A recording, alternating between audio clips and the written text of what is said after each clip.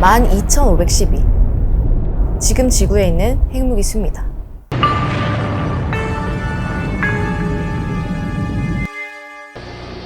Now I am become death, the destroyer of worlds. 오늘의 신문물 핵무기입니다. 세계 최초로 핵폭탄이 실험에 성공했을 때 과학자들은 동그란 화구 그리고 거대한 버섯구름을 목격해요. 화구는 안에 있는 모든 게 타버려서 거의 진공이었고 뜨거운 열 때문에 기화된 물질이 만든 버섯구름은 높이가 12km에 달했죠. 이때 과학자 한 명이 오펜하이머한테 가서 말했어요. 나중에 오펜하이머는 실험하고 나온 말 중에 최고였다 라고 했죠. 그리고 4개월 뒤에 로스앨러머스 과학자들이 단체를 하나 만들어요. 이름은 미국 과학자협회였는데 국제사회가 핵을 통제하도록 만드는 게 목표였어요. 사실 핵 통제는 오펜하이머와 아인슈타인, 라비 같은 물리학자들도 요구했던 건데요. 이걸 이루기 위해서는 꽤 복잡한 노력들이 필요했습니다.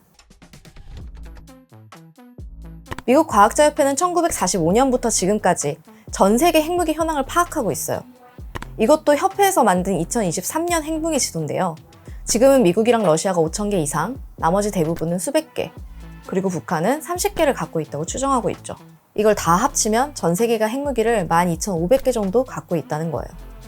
예전엔 더 많았어요. 30년 전만 해도 무려 7만 개나 있었죠. 핵실험 횟수도 굉장히 많았는데요. 1999년 이후로는 북한만 핵실험을 하지만 과거, 특히 1962년을 보면 그 해에만 140번 핵실험을 해요. 대부분 미국이랑 소련이죠. 두 나라는 지금까지 핵실험을 1,700번을 넘게 했는데요.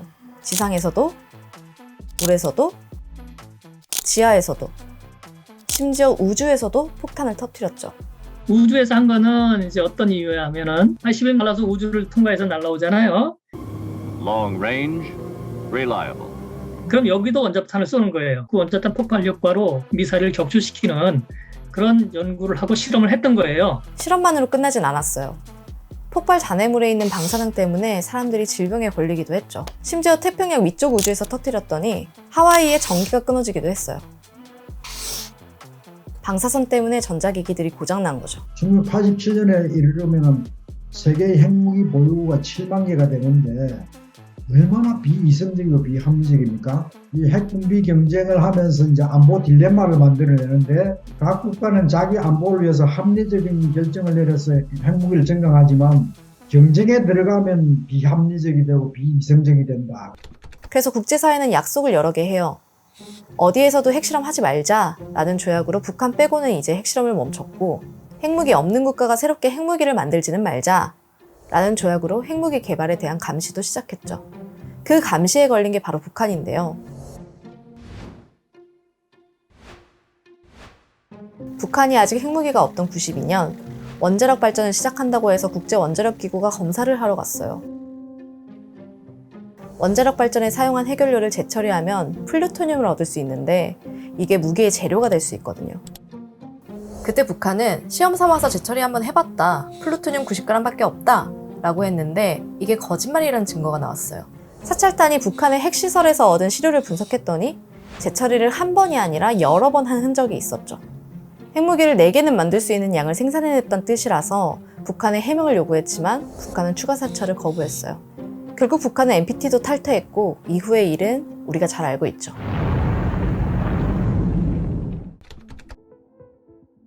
NPT에는 중요한 내용이 하나 더 있었어요.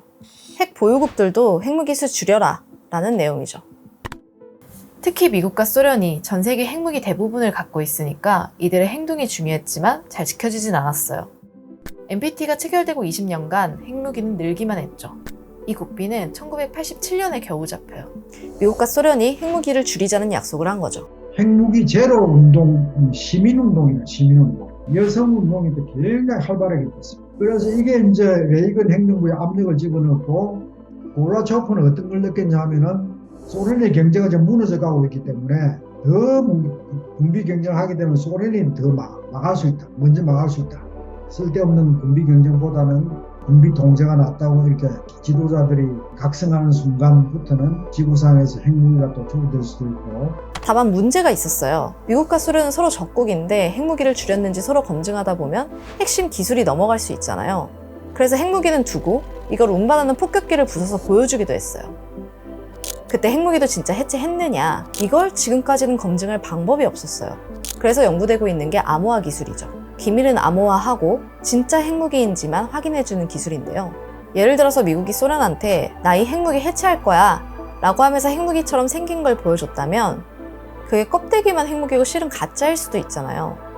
이게 진짜인지 확인할 때 쓰는 기술이에요. 핵무기에 중성자 빔을 쏘면 그 안에 핵물질이 뭐가 있고 구조는 어떻게 생겼는지를 알 수 있는데요. 이걸 분석하면 핵무기인지 아닌지도 확인하고 기술 노하우도 얻을 수 있어요. 여기서 노하우가 국가 기밀이에요. 그래서 암호화 필터를 여기 놓아서 노하우 정보는 흩뜨려버리고 진짜 핵무기인지 알 수 있는 정보만 남겨두는 거예요. 여기에는 컴퓨터가 사용되지 않아서 해킹당할 우려도 없죠. 이 기술을 핵무기 해체 직전과 직후에 쓰면 방금 해체한 게 정말 핵무기인지 확인할 수 있다는 거죠. 지금까지 이렇게 다양한 방법을 시도했는데 진짜 핵무기 사라질 수 있을까? 이게 제일 궁금했는데요.